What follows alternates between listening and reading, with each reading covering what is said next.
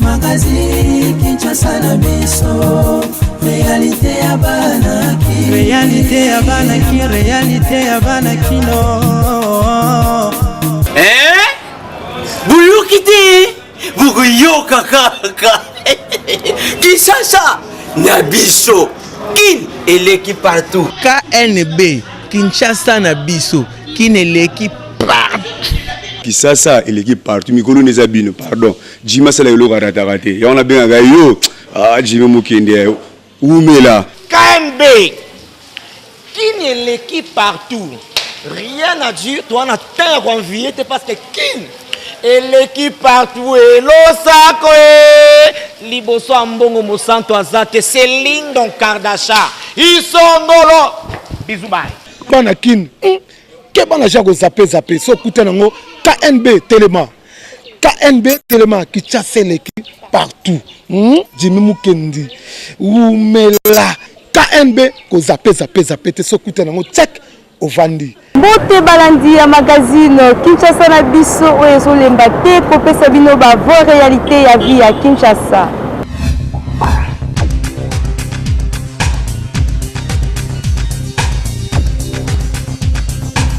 Toujours le cadre de la réaction, Maître Basile Poyo, porte-parole de la Ligue des Jeunes, IANC, à répondre à la bande de FCC, au Bazolo, que le Sénat s'installer encore.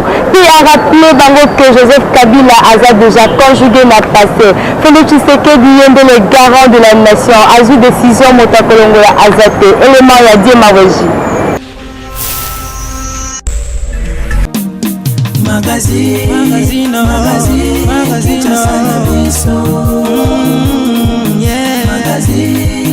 Magazine Kinshasa na biso. Réalité ya banaki. Réalité ya banakino. Merci pour la maloba. Nako senga na bandeko na nga bala ngai malamu. Nga nazali mutamibeko. Parmi les sources de droit, la jurisprudence peut aller source de droit. En 2018, Kabila, président de la République, le gouvernement, CENI, l'institution, basalaki réunion interinstitutionnelle, bazwa quatre décisions dans quatre réunions, reporter élection. Lelo, ce qui est élection salamité Butembo ville et salamité parce qu'il y avait une réunion de l'inter-institutionnel. Biso tozali kakawana parce qu'on n'invente pas la roue, nous demeurons toujours na nzela o bango batayela ki biso tozali ko tambola na jurisprudence. Na kawana jurisprudence ezali. Deuxièmement, batu moko babengami batu ya FCC. Ezali eloko moko oyo yebanite na mibeko. Il y a une personnalité juridique, il y a un fondement juridique. Il y a une chef de l'État. Oyo après qui serment article la 4 article où il a prêté là serment article 74 de la Constitution. Le président a dit ceci: je vais respecter la Constitution et les lois de la République. Est-ce que Makambo et Salami na l'Assemblée provinciale et respecter la loi de Mok parce que dans la carte ya loi na biso il y a le code pénal qui érige les infractions. Parmi les infractions il y a l'infraction il y a corruption et Salami la carte de l'Assemblée provinciale. Bandeko na biso va se tranquilliser. La décision du chef de l'État c'est une décision constitutionnelle par rapport à l'article 69. Le président de la République, il est le garant de la nation, il est le symbole de l'unité, il est l'arbitrage. Lorsqu'il peut arbitrer, lorsqu'il y a un problème. Et puis, il est le garant, il est là pour protéger la Constitution, il est le premier citoyen, il est le chef de l'État, il est le commandant suprême. C'est lui qui décide, il a décidé, il y a une décision. Le Sénat est consiégé parce que votre siéger. Qui va vous donner l'argent de fonctionnement? Kabila est déjà conjugué au passé. Et l'FCC et la majorité, soit disant l'ancienne majorité, na marche. Biso de la marche na mboka oyo. ntango na banda beta biso bagaz babokanga bato na biso tokotikela bango temps basala marche na bango mais gaz ekozala te tokoprotege bango bien bamesana na bamarche epuis tokokende te musika procureur il faut landa parce que l'infraction ya corruption wana il faut zala les corrompus et les corrupteurs bango nyonso mibale il faut bakanga bango procureur dozela rapport na oyo ekozala mpe ke il faut bakanga soki bakangi moto ayi de pese oyo ya INC azwaki kanyaka na moto ya FCC azwaki kanyaka mpe moto alamuka bango tu bakokenda mabisu après suka tokozwa décision ekouta na tribunal ou ekouta na cour baannule baélection wana et puis nous sommes pour l'annulation des élections parce que balongolaki memba na course ya baélection parce que il a été corrompu, il avait corrompu déjà pour ça lelo bato mosusu me alamuka na bato mi bavilinga basoutenir corruption tant tozobattre campagne tolobaki lema ya liboso tokolike te parce que l'héritage que Kabila nous a laissé c'est la corruption pozwa mbongo po kende place tel po kota tana esika moto baefotika mbongo makambo wana esili Vital alobi fini la récréation impunité possible mboka na biso ese décollé bana miso omona te bazotikala nazosenga na bato ya PPRD bacontinue komarche nazosenga baproclame bamarche ebele tina baprovince nyonso. Christian Lumbu, vice-président de la Ligue de Jeunes et IDPS, asengi na bakade ya PPRD ba encadre malamu Ligue de Jeunes na bango pour ba comprendre na politique te toyoka ye. Magazine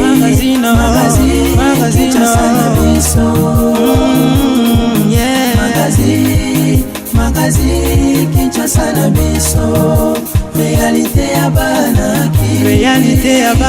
réalité ya bana kino. Je ne suis pas surpris que cette fameuse jeunesse va réagir de la sorte parce qu'on sait très bien que c'est une jeunesse qui est impliquée dans l'anti-valeur. Le régime Yakabila à 18 ans, c'était la corruption qui avait régné le domicile. Or, laquelle corruption est gangrénée vraiment beaucoup Canabiso et ramenée en Gonaba. Aujourd'hui, c'est la dépravation de mœurs. Ceux qui jeunes et après perdre vraiment, ils sont pour la corruption. Moi, je suis déçu. Très déçu parce qu'ils se réclament d'être de la social-démocratie et que surtout la valeur de la social-démocratie ne supporte pas ou ne prennent pas la corruption. Moi, je pense plutôt que Bango, au niveau de Bango, ils allaient peut-être saluer la mesure salutaire et la prise de commun accord entre les institutions et prendre part à la discussion il y a lundi 18 mars. Mais si aujourd'hui que Bango Balobi Baza contre la mesure, moi je comprends qu'il faut encore encadrer Bango dans la politique. Et nous on est prêts de faire ce travail, donc nous allons les encadrer, comprendre que l'intérêt vital de la nation est plus important que l'appartenance à la politique. Bisso, les députés provinciaux sont de l'IDPS, mais tout s'attaquer dans Bango et dans compte dans Bisso d'agent, tout c'est une banquette pour la Bango et pourquoi pas le faire ailleurs. Moi je pense plutôt que Bango se basa qui d'agent, la politique autrement et que vient à Bango, ils allaient saluer la décision là et se rallier derrière la décision du chef de l'État. Bazala serein, Bazala très engagé, Bazala peine bon mon corps pour Bisso tout soutenir, dessiner en fait combat à président de la République. Aujourd'hui le combat est comme mis à niveau de la mentalité. Je me souviens de Tion Tshisekedi en 1991, il avait évoqué la reconversion de mentalité. Maintenant, tout de suite, l'alternance. Et ce qu'il nous faut maintenant, c'est combattre les anti-valeurs. Et les anti-valeurs, c'est Bango Bajen Nabiso. Comme déjà Bango Bajen majorité dans le niveau législatif, c'est la RI qui peut accompagner le président de la République. Et nous restons vigilants et très souples au cas où la bêtise est et ça la manamboka. Base à la preuve il y a barré route, il y a un imposteur, il y a anti-valeur. La jeune a pu perdre s'opposer la décision du chef de l'État pour l'assistance à l'installation des sénateurs. Puis pour la report à l'élection des gouverneurs pour la cause de la corruption, membre de la UDPS et la Chine sont partis à petit point de vue élément à chaque.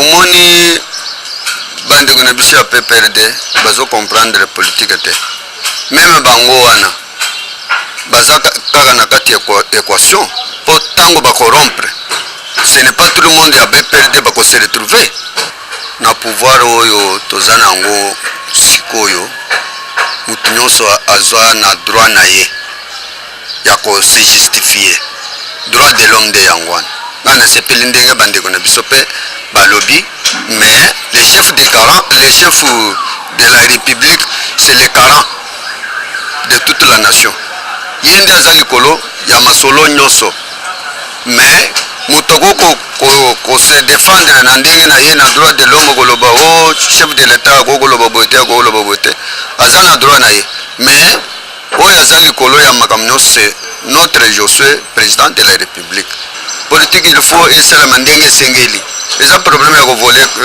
violer constitution te eza problème ya travailler na amour du prochain eza ya travailler na amour ya yo moko te okanye yo moko non c'est pourquoi omoni nga na sepeli na ndenge a effacer yango a suspendre en bonne uniforme na sepeli makasi nasengi bango bazala patient justice ye moko azosala mosala na ye avec président de la République ango mignon donc ngai nasepeli mingi na ndenge président de la République ye moko José na biso azwi mukanu ya kosuspendre ba corruption oyo esalemi wana omoni likambo ya corruption ezoboma mboka na biso makasi banda na ebandeli na ba président na gouvernement oyo ya kala corruption eza eloko ezoboma mboka na biso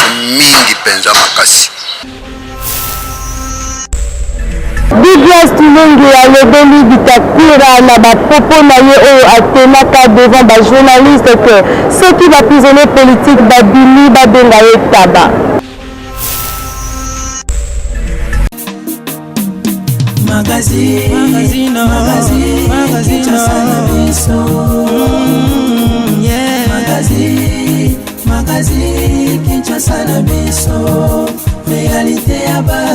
J'ai beaucoup de respect avec mon vieux Bitakura ça qui là avec un accord du partenaire biso ici à l'Ebara sur la police à Bimba comme un tabac mais les conseils sont déjà venus à 100 jours mais ils ont ça donc dans 40 jours à ça pour bimaner dans 48 heures à ça j'ai déjà à Kobima quand on donne à Bimaki il y a toute liste et fait bon game de là à Kobima battre plus 500 personnes pour bakanga ba viol la salle ba crise ba Kobima donc c'est ça mais ça pour revenir dans la muka là nous sommes là pour biso pour te tout na mura EDC et Kindi liboso so on appelle ça comme on l'a en tabala sangage que lui mais nous avons ça ma sangage que lui grand-mère et ça pour fille actuellement muka et tout le monde nous 16 de ça déjà mon cher ami, le pouvoir d'appuyer devant la maquilla, l'écouta, la corruption. Il y avait trois choses au pouvoir d'appuyer devant la et dans l'écouta, et dans la corruption, la Koliba. Bissot Fatia a dit que non, il faut état de droit et dans la moka. Mais tout le monde va député, la ministre a quand même des preuves au PGR, à ça, la carte à monsieur, il faut approcher, pourquoi tu installé Sénat? Il faut que ce soit même le gouverneur. Là, c'est moi chez moi personnellement, en tant qu'acteur politique, j'aimerais même pour la République alimenter la police spéciale, même le cabinet la salle à Vilaka pour sauter. Mais ça, par contre, intérêt à moi, ça, le gouverneur, à le toujours possible pour nous de la discours et la programme d'urgence et à 100 jours à chef de l'État. Quelques artistes, musiciens, comédiens se retrouver dans le programme d'urgence à chef de l'État. Yango va saluer le mercredi 20 mars 2019 que Batangi le du Bosso et le ministère de la Culture et Arts.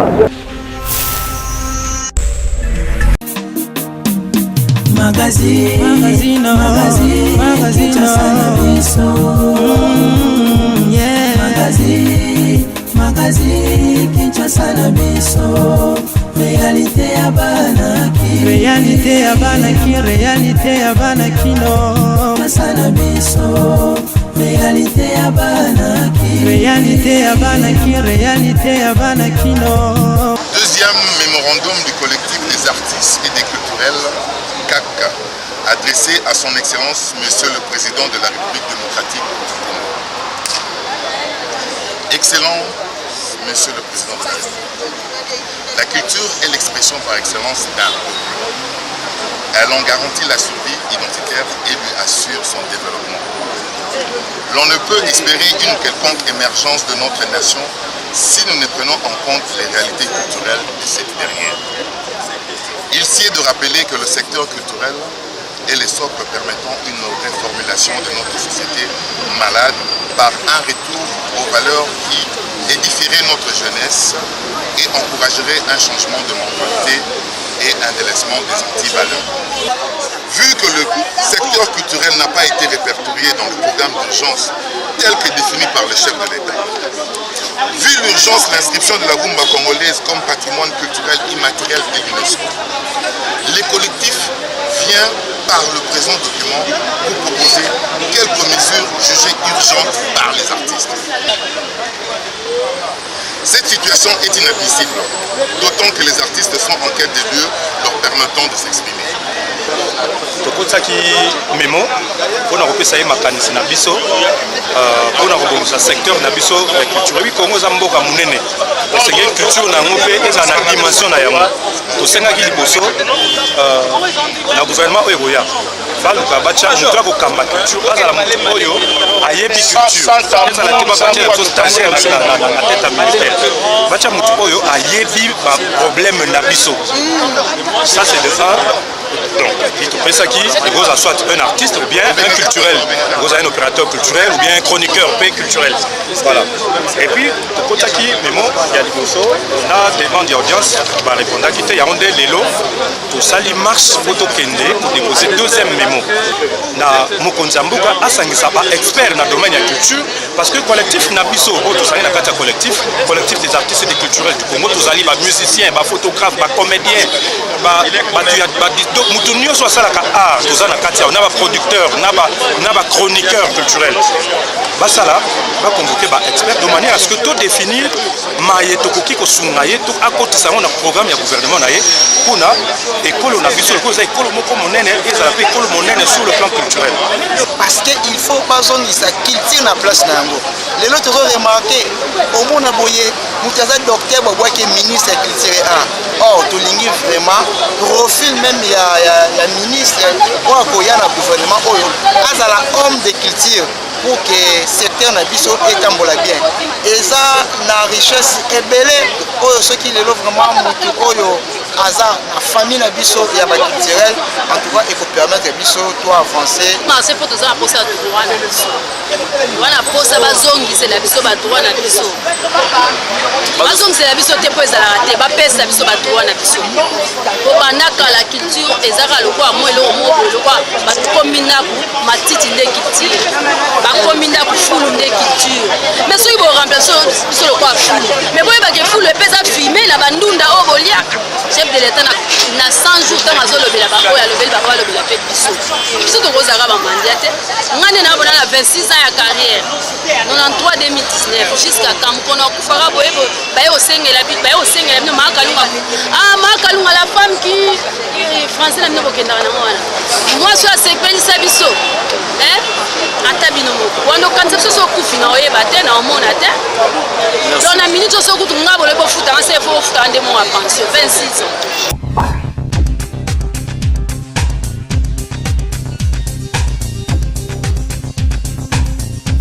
Na masolo ya miliki mokonzi na yango ezalaka Bectisco oyo bato nyonso bayebi na yango Bectisco mpona kosepelisa bakliye na ye mpe mpona komema Longoville na baconsomateur ya Kerigol abimisi miliki kitoko na nkombo ya full crème miliki moko instantané soki etie yango na mai ekobimisa mbuma te.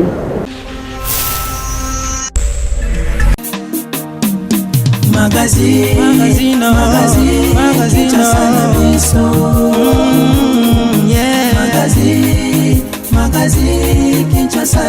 Betesco toujours pour nous sunga ba client nae azana miliki kitoko babengi Kerigol. Kerigol ezali nini? Ezali miliki oyo ewuti na mabele ya ngombe ya solo solo. Yango ba obenga ngo full crème. C'est-à-dire ngombe ali matita kitoko abimisi miliki kitoko na kati ya miliki wana ezana crème na kati. Yango babenga ngo Kerigol full crème. C'est-à-dire crème ezana kati. Eza miliki moko ogosa elango ba yaou. Eza miliki moko ogosa elango ba biloko ebele na pâtisserie. Et tant mosusu bazwaka crème wana likolo wana yango batika likolo mapa. Omona osomi na alimentation osomi lipa batie ba miliki likolo. Eza crémé. Yango na qualité ya miliki Kerigol oyo. Eza qualité moko supérieure miliki kitoko oyo esengeli mutu amela po na bokonomo ya nzoto na ye. Eza na ba vitamine D, eza na ba vitamine ebele, ezali na ba protéines, ezali surtout na calcium, surtout pour na bana mike o bazali kokola malamu te et surtout pe na batu oyo bazana na santé ya malamu te et pe na batu oyo bazana na malaise esengelo mela miliki babengi Kerigol full crème. Tobi Kerigol full crème. Ba miliki mususu ezaka crémé te. Ezana ngaka miliki instantané, mais Kerigol ye azana miliki na ye babengi Kerigol full crème. Yango Betesco azali kotekisa na magasin na ye nyonso pe pa ba distributeur na ye. Yom toza na boutique, toza na magasin, leka na ba distributeur ya Betesco, leka na magasin Betesco, osomba miliki kitoko en sachet instantané babengi Kerigol full crème.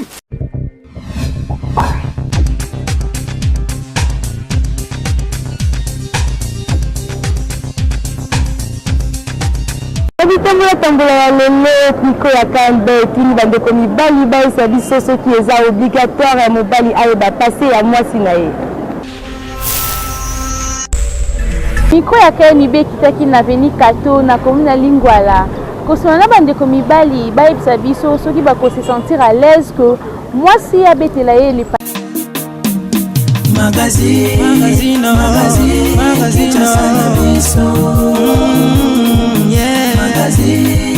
magazine Kinshasa na biso réalité ya bana.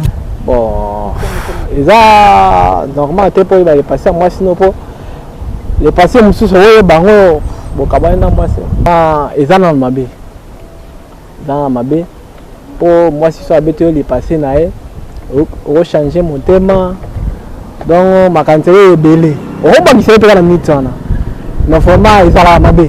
Tap pour nous ça part l'étape ya mabina malam la vie mais eux comment les présidents ils apprennent à te préparer tant que na tambola bien te ba cour na temps na ngo étape na temps na ngo même de ça que non tout changer ndenge on apprend na conscience repesa bango eza solution te sur ligne moi siana occuper te non les passer ne ta to les passer na ya ndenge non oyo oko appliquer ça que ne pas aux ambolingo ne faut lingaye parce que moni ba mususu ko yebisa yo ekoki pe ko déranger yo ekoki ko bebisa bolingo ya entre bino mibale donc voilà donc ngana ko compter kaka toujours na bolingo na ngai ndenge tozo vivre mambu na oyo ya oyo leka oyo ya lelo ya lobby donc na ko inaye soki surtout ya mabe ako kotiselo mona motema ya fopa donc eko créer ba trouble na foyer voilà un peu ça bon isa malamu pourquoi so ozu mwasa malamu mwasa no tuni ba question na vie no ozo combien de mibali so aza mwasa malamu ako expliquer yo tinazala boy mais na sala péché boy na bimana moto boy siko yo mobali so monique mwasi boy afungoni na secret so lingo bali so lingo boy question ça simplement aza mwasi malamu afungoni déjà. Oti kolanda bongo bandeko mibali ndenge bapesaki ba réaction na bango à propos ya bale passé ya basi na bango ndenge balobi que non koyeba le passé ya mwasi ezali mabe te mais koyeba pe le passé ya mwasi ezali mabe po ko créer les bino ba problème entre bino mibale na couple na bino mais pour na ngai Katiana na moni que non na pesi conseil mingi que non koyeba le passé ya mwasi ezali nango mabe te mais ezali ba le passé mususu esengaka te ke mobala yeba pour égoïer comme ma Bible na séparation. Kinshasa et l'équipe partout.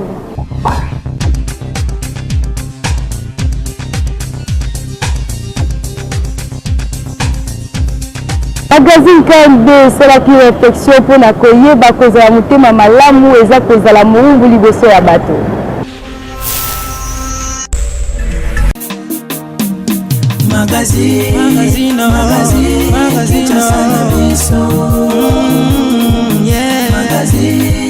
Magazine Kinshasa na biso réalité ya bana malade avec la l'église mais mtema mabe tonjika na mtema na ya mtema na linga linga tu il faut de lingana il faut mona kama mtema na mtema na mtema mabe il faut mona kama mtema lamu azosunga baba biso mtema lamu azosunga batute bete batu mususu so ba moni oza malamu na quartier ba comme so le kwa zoba et moko ya ko tante ko finga pokaka oloba donc ba yebe za mtu malamu so zo loba te ba omone la yango il faut loba kaka po comportement ne za bien te so mutalo barate alo barate na ndenge na ye so ki te le barate na ndenge na amoni za bien ola tano bien oza simple amoni ka ke wana laksani tika to boge le maladie babaki le maladie ba pesa maladie ni kopo tambola rate osa suba biloko no banda ko sala te mais eza malamu te to senga na Congo to linyana to sa bo moko to sanga na poto sa biso na biso ba Congolais te pas mi ba message ko le ba trop te bele ba le ba mi la message le ba ne mukier yete mo le ba mi na na ba mke ko kanda mukuse oza mutema malamu na katiza bo mutema ya ko ba kufanda ni na batu pe mutu azalaka na batu mongo isala eloko te mbongo kozala na mal mais soko kwei bato bamemo kaka bata quartier soko ozwi likambo ava bandeko na mosika baya bata quartier baosani baye baede yo po nga naza na valeur ya bato makasi mpo na ye bofana na bato mpe natalama bato basalelanga kaka bolamu nzambe alobaki kolinga baninga na yo koyina motu te meme boni na yo osalela ye bolamu meme nyama oyo aza peme ya moninga na yo kosalela mabe te mpo ekomami na 10 commandement de Dieu. Comme la suka édition la biso ya mokolo ya lelo kasi bobo sana te ko s'abonner massivement na chaîne YouTube Kinshasa la biso Kinshasa et l'équipe partout Magazine Kinshasa na biso